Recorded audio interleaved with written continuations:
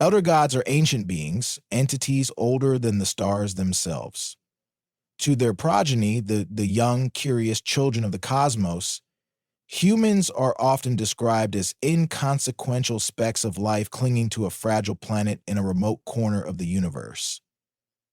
But among the pantheon of elder gods, tales of humans are spoken with a mix of reverence and dread, for their history is marked by defiance and ingenuity that even the gods struggle to comprehend. The story begins with Erytholus, one of the elder gods' most daring children who sought to understand humanity firsthand. Erytholus was a creature of boundless curiosity, her essence taking the form of shimmering, shifting geometries that could traverse dimensions and bend the laws of physics. Her elders had warned her against meddling with humans. They spoke of their unpredictability, their refusal to yield, and their baffling creativity. But Erytholus, youthful and arrogant, dismissed their warnings as the ramblings of ancients who feared change. She descended to earth on a brisk autumn evening, veiling herself in the guise of a celestial apparition. She chose a rural village as her landing point, a place untouched by the chaos of human metropolises. Her form glowed faintly, enough to inspire awe but not terror. The villagers gathered around her, their faces a mixture of wonder and trepidation. Erytholus spoke to them in a voice that resonated within their minds, offering gifts of knowledge and power in exchange for servitude. At first, the humans appeared to accept her offer. They built shrines in her honor and offered sacrifices of art, food, and labor. They seemed humble, almost meek in their worship. But beneath the surface, something else was brewing. A quiet rebellion. Unlike other species that Erytholus had encountered, humans did not lose themselves entirely in devotion. They observed, questioned, and, most disturbingly, experimented. One of the village's elders, a frail man named Garin, began to study Erytholus's gifts with an unsettling intensity. He dissected the glowing orbs of knowledge she provided, peeling back their layers of light and energy to uncover their secrets.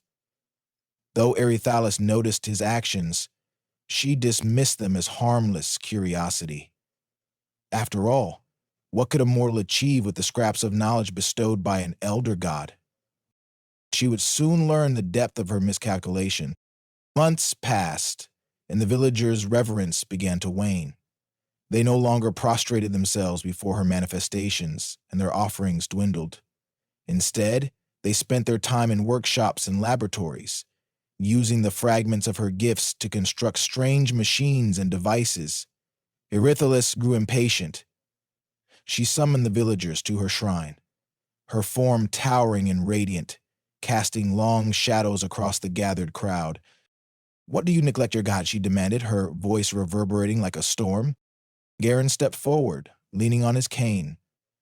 His eyes, though aged, burned with an intensity that unnerved even the celestial being before him. "We have not neglected you, Great One," he said, his voice calm but firm. "We have merely sought to understand you better." Erytholus was taken aback. Understanding was not the purpose of her gifts. They were meant to inspire awe and submission. "You dare presume to understand me?" she thundered. "I am beyond comprehension, a being of infinite dimensions and boundless power." Garin smiled faintly, a gesture that Erytholus found disconcertingly human. "Perhaps, but even the infinite can leave traces, and traces can be studied." Before she could respond, the villagers revealed what they had been building.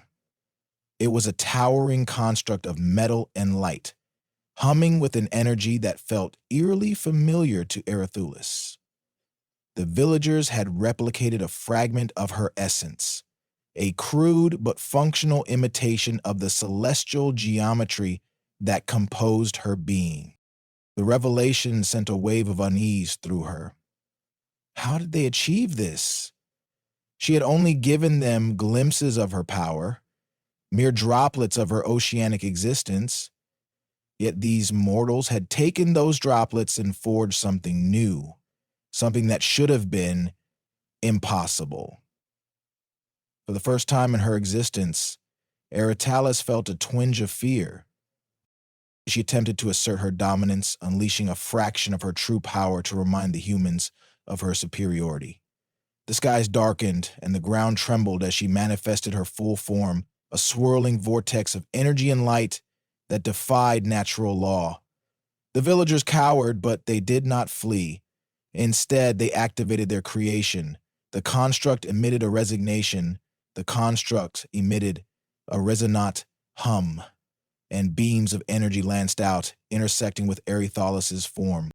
Pain, an alien sensation to an elder god, coursed through her being. The humans had not only replicated her essence, but weaponized it. The beams disrupted her celestial geometry, fragmenting her form and forcing her to retreat into a lesser manifestation. She roared in frustration and disbelief. How could such fragile creatures wield such power? Yaren stepped forward once more, his expression grim but resolute. "We do not seek to destroy you, Great One," he said, "but neither will we bow to you. We have learned from you, as you intended, but that learning has made us your equals, not your servants."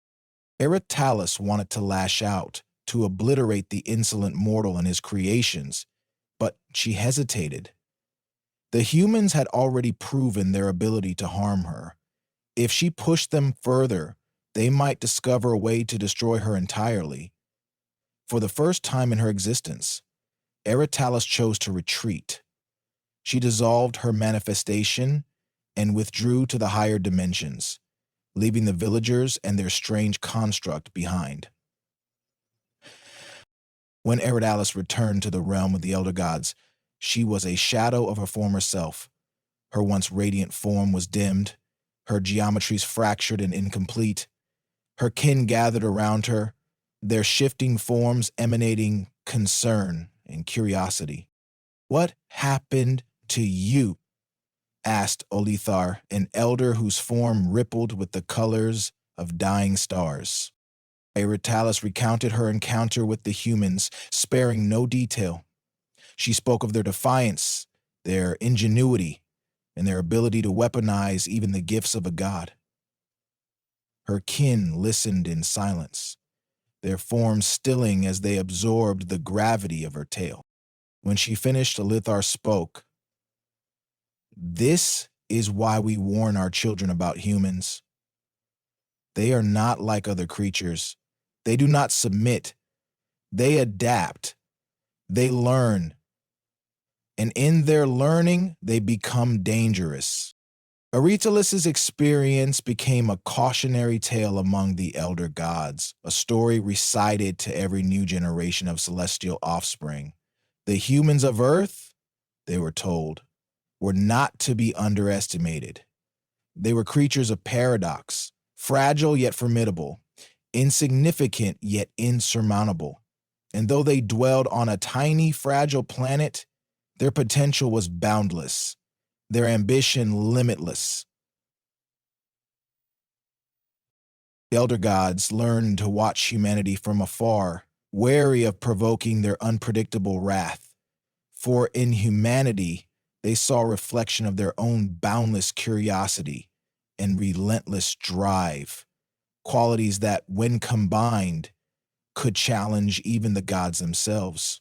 Erythalis descended to Earth with the confidence of a being who had never known defeat. She was, after all, an elder god, a creature of unimaginable power and boundless wisdom. She viewed humans as little more than clever animals, fragile and fleeting, but perhaps amusing in their creativity. When she offered her gifts of celestial knowledge, she expected unquestioning worship and reverence. At first, the humans played their part. They built shrines in her honor, brought her offerings, and knelt in awe before her radiant form. Erythalis was pleased, though she found their reverence dull. She observed them from her dimension, amused by their simplicity and their small lives. But among the humans there was Garen, an elder of the village. He was not like the others. For others saw miracles in Erythalis's gifts, he saw mysteries to unravel. He studied the glowing orbs of knowledge she provided, dissecting their layers with tools far too crude for such a task. Yet, he persisted, driven by a hunger that Erythalis could not comprehend, a need to understand. She watched his efforts with mild curiosity, never once suspecting that his work could pose any threat to her. After all, what could a frail mortal achieve with the scraps of infinity she had handed down? Months passed, and the humans' devotion began to waver. They no longer brought offerings with the same fervor, nor did they gather as often at her shrines. Erythalis, curious and a little annoyed, decided to intervene. She summoned the villagers, her form more radiant and imposing than ever, casting a brilliant glow over the small crowd. "Well, do you turn away from your god?" she demanded, her voice resonating in their minds like thunder. Garen stepped forward, leaning heavily on his cane. His weathered face bore an expression of calm defiance. "We have not turned away, Great One," he said. "We have been learning from you." "Learning?" The word puzzled her. "You dare to presume you can understand me? I am beyond your comprehension." Garen smiled faintly, a gesture that carried no malice but spoke volumes of human confidence. "Perhaps, but even the infinite leaves traces, and traces can be studied." At his words, the villagers unveiled their creation, a towering construct of metal and light, humming with energy that felt disturbingly familiar to Erythalis. It was an imitation of her celestial geometry, crude and imperfect, but functional. She stared at it, and for the first time in her eternal existence, Erythalis felt a ripple of unease. Erythalis felt a ripple of unease. "Ow," she whispered, her voice a tremor that shook the air itself. "How could you create such a thing?" The humans said nothing. They activated their creation, and beams of energy lanced out, striking Erythalis's radiant form. The pain was unlike anything she had ever known, tearing through her essence and fracturing her geometries. She recoiled, her light dimming, her form twisting as she tried to retreat into a lesser state. "You cannot harm me," she roared, though the tremor in her voice betrayed her fear. Garen stepped forward again, his gaze steady. "We do not seek to harm you, Great One, but neither will we bow to you. Your gifts have made us stronger, and in that strength, we have found our freedom." Erythalis wanted to unleash her full power, to erase this insolence with a single act of divine wrath. But she hesitated. The humans had proven their ability to counter her. If she escalated, they might find a way to destroy her entirely. And so, with a heavy heart and a bruised pride, she dissolved her manifestation and retreated to the higher dimensions, leaving the humans to their strange and wondrous creation. In the realm of the elder gods, Erythalis returned as a shadow of her former self. Her radiance was dimmed, her form fractured and incomplete. Her kin gathered around her, their shifting geometries stilling as they listened to her tale. When she finished, the eldest among them, Athalar, spoke with grave finality. "This is why we warn our children about humans. They are not like others. They adapt. They learn. And in their learning, they become dangerous." From that day on, the elder gods left humanity alone, content to observe from afar. Erythalis's encounter became a legend, a story whispered among the gods as a warning. Never underestimate the humans. for their strength lies not in their power, but in their relentless, unyielding drive to understand and overcome. The elder gods watched over the universe not as rulers, but as custodians of its fragile harmony. They wove the delicate threads of existence into a vast interconnected tapestry, a balance so intricate that even a slight disturbance could unravel its perfection. To these ancient beings, every star, every planet, and every dimension had its place. But there was one species that seemed blind to this cosmic truth. Humans. Unlike other civilizations, humans did not revere the balance. They did not marvel at the way the universe maintained itself, nor did they feel bound by the silent laws that governed creation.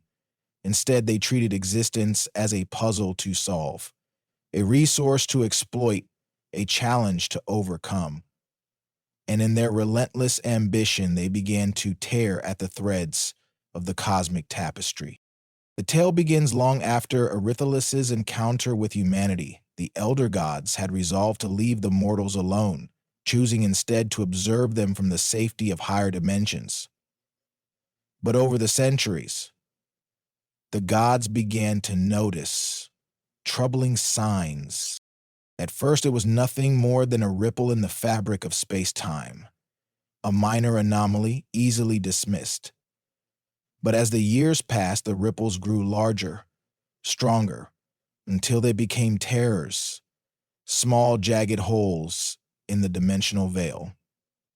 Through these rifts, fragments of chaos began to seep into realms that had long been stable.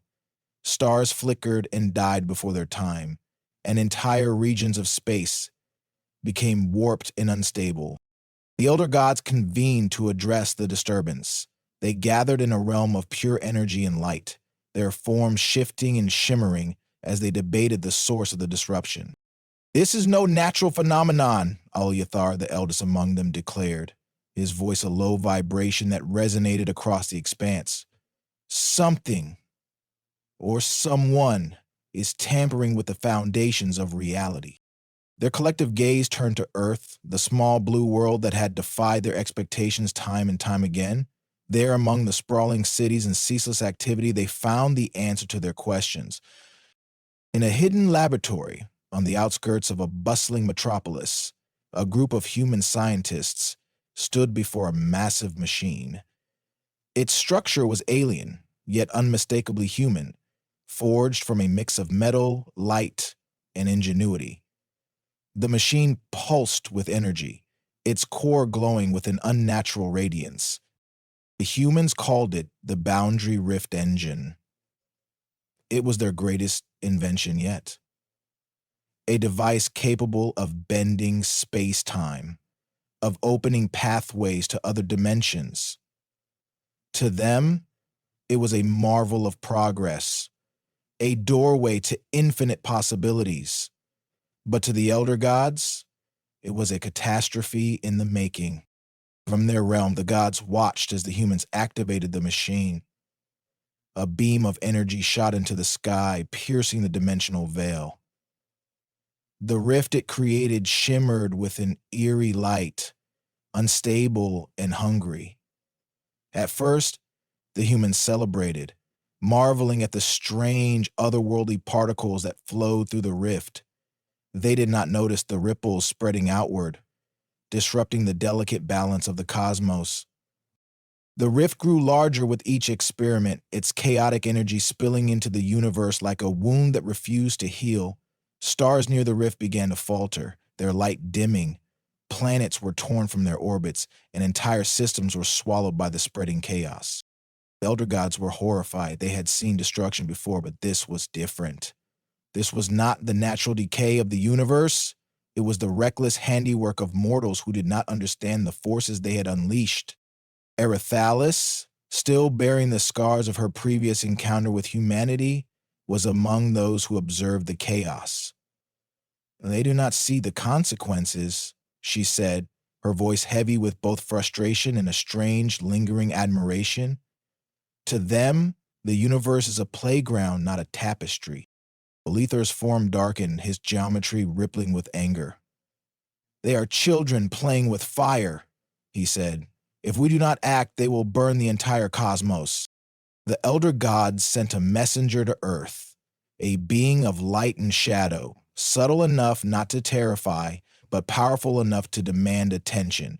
The messenger appeared in the human laboratory, its form illuminating the room with an unearthly glow.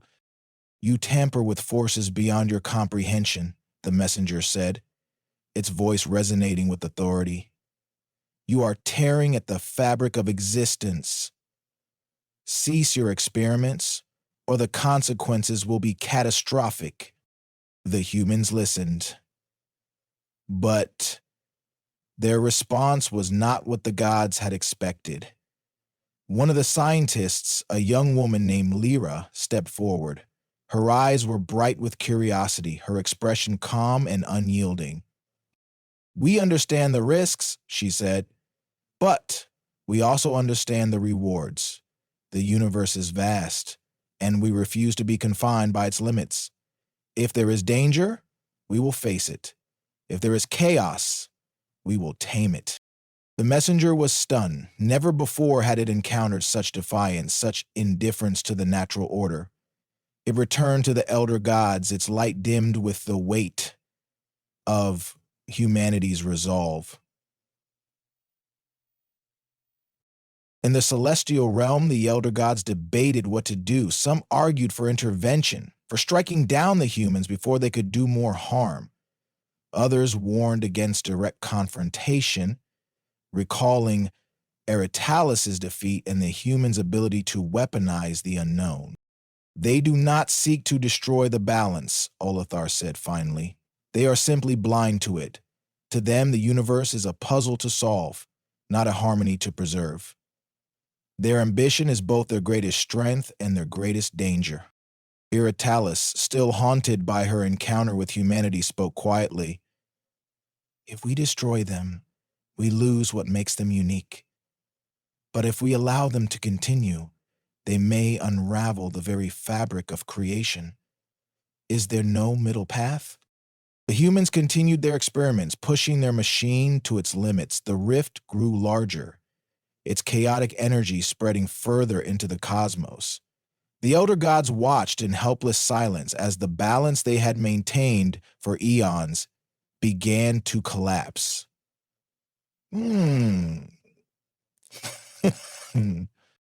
But then, something unexpected happened. The humans, in their relentless experimentation, began to notice the consequences of their actions. They saw the dying stars, the collapsing systems, and the spreading chaos. And for the first time, they hesitated. Lyra and her team worked tirelessly to stabilize the rift, using their ingenuity to reverse the damage they had caused. They did not do this out of reverence for the balance or fear of the gods, but out of a sense of responsibility for their actions.